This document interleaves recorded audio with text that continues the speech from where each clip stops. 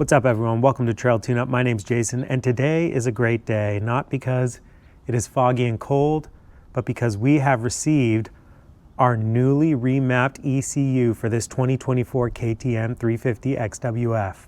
Let's get it installed.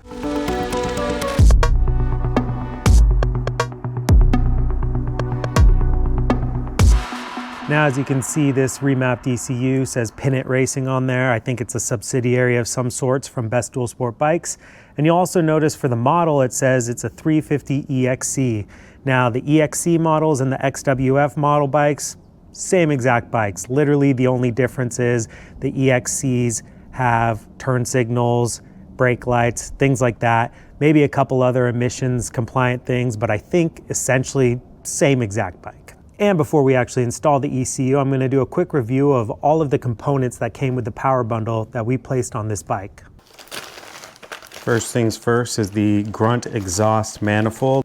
Right under here, you'll see our Grunt exhaust manifold. Essentially, it's a bit thinner than the stock piece, and this adds for more power. If you kind of think of the restriction of a thinner diameter, it's going to force the air out of that exhaust with a bit more oomph and grunt, as they say. Next, we have the intake tube to make our intake a little more structurally sound. As you can see, I've already pulled my reeds out. Pretty simple to do that. You want to make sure that these flat cuts are on the side, so we're just going to kind of work it in there. All right, that's it. We are now installed, and this thing's not coming out. It is in there rock solid. You're not gonna make that fall out. Fuel rail right here comes out at a much better angle than the original plastic piece, and it's also made of aluminum to help with any potential breakage. New fuel line hose with the larger inline fuel filter. This is going to be way better than the original one that came with the bike, as the original is susceptible to clogging very easily. This one, you have a lot more surface area, a lot less easier to clog and go faulty on you. And of course, we got rid of that restrictive screen on the end cap here and put the nice new black one on there. This is gonna allow for a lot better exhaust flow. And let me just show you what the old one looks like now. It's pretty, got pretty messed up by me having to tap the crap out of it along the various edges. But you know, main reason we're getting rid of this thing is because of this restrictive cap right here.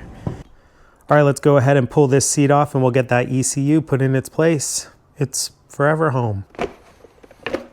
All right, so we've got the ECU in its little case. Let's make sure we're putting it the right way, which would be this way. You want to hear that click to know that you're in. All right, let's throw the seat back on.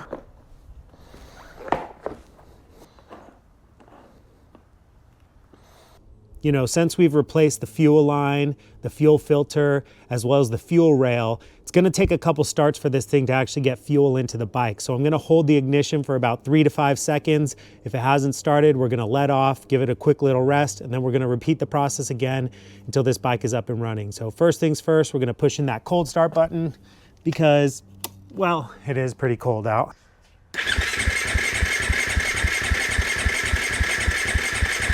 Then we let it rest for about 5 seconds or so.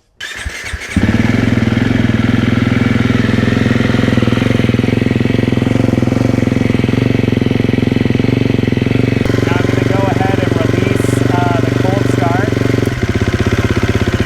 back to where our idle should be.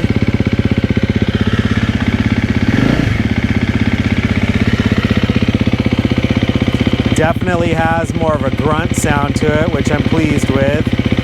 Exhaust sounds deeper, way less restrictive than it was before. All right, well, everything seemed to be in working order. It actually started up a lot quicker than I thought it was going to. I checked around, you know, the fuel filter and the fuel rail for any sort of leaks or anything like that. Wasn't seeing any, so we're in good shape there. And yeah, I really noticed you could hear and feel the power delivery was a lot stronger than normal. And a big portion of that comes due to the fact that we've removed the restrictive end of the exhaust.